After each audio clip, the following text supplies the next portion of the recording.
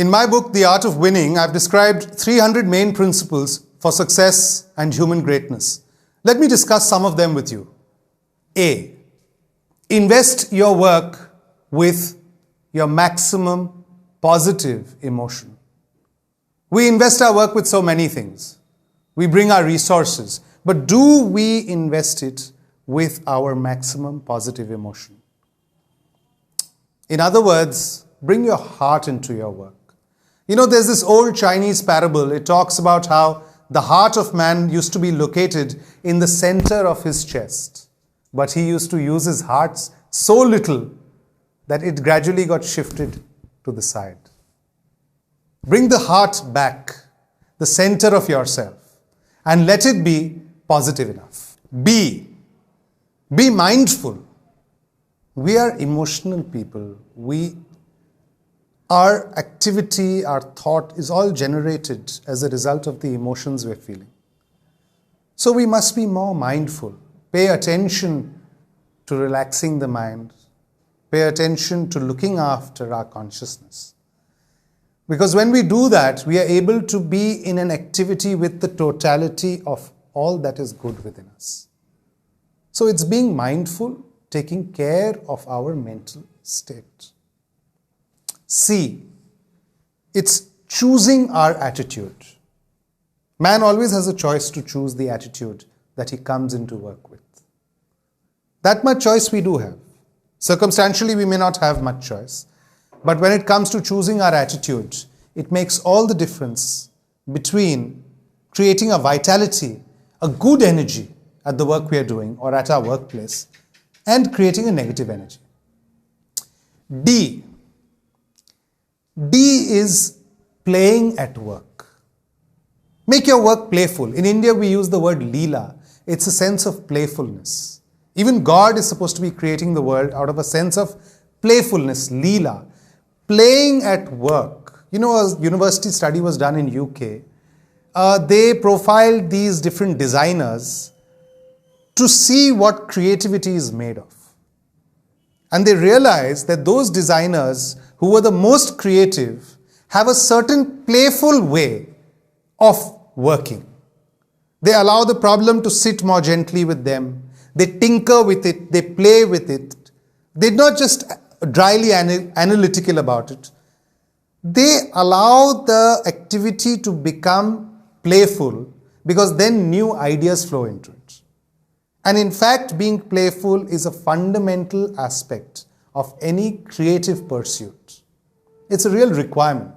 Being playful. Not only does the work become infused with new energy, new ideas, but one feels better within. It's like as a child you played with other children with a lot of energy, but the attitude was playful. So it's a key secret. E. Point E is be more open. You know, a sense of openness opens up possibilities. It opens up our minds. It opens up other people to us. There's a story told of a famous film director. Whenever there used to be a problem with the script and the writers, the director sitting together used to have an argument, the director used to go off and talk about something entirely different. So people used to get confused. He used to not pressure them and talk about the problem. He used to talk about something entirely different. So a few writers asked him, why are you changing the topic? He says, you know what? We are working under too much pressure. We need to relax. So the key thing of being open is to be relaxed to new possibilities. Because sometimes the pressure cooker situation doesn't lead to a proper solution. It leads to a compromise solution. You have to find a solution, therefore you find it. But the really original work never comes out that way. It comes out of being open. All great inventors, all great discoverers, they're very open people. If they were closed people, they would not discover anything new. That's why it's very open. It's very important to be totally open. F. Having a friendly attitude. So the alphabet F goes with friendliness. You know, Gautam Buddha used to use the word Maitreya. It means friendship. Who's seen The Godfather? In The Godfather, the film, Michael Corleone and even his father, Don Corleone, they always talk about the value of friendship. Friendship leads to real respect. You know, friendship what Gautam Buddha used to say is the highest human sentiment because there's no selfishness involved. Being really friendly with the world. And being really friendly with the world, it becomes easier to deal with the world. Sometimes we're very hesitant to talk to somebody. In fact, we don't pick up the phone and call somebody. Why is this hesitancy?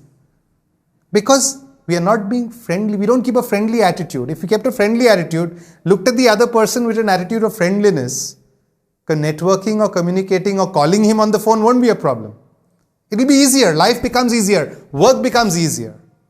Friendliness, like in The Godfather. Friendliness, real allies by your side, is an invaluable virtue. The best networkers in the world, the best public relations people in the world, the best marketers in the world know the secret of friendliness. Not only is it a secret of marketing, of a good salesperson will tell you, the easiest way to make a sale is to be friendly with the other person who you're pitching to. Because in an attitude of friendliness, the other person opens up and you open up. The sale can be made just like that. But not only is it a good marketing strategy, it is also a very good human strategy, life strategy. Your problems with other people dissolve. You become more laid back with them, more relaxed. Your sense of life becomes more relaxed. Spiritually also, it's very beneficial for us to feel a sense of friendliness with all things, with all beings. It's a basic thing, but it's very high in the relative importance in the way we function. G.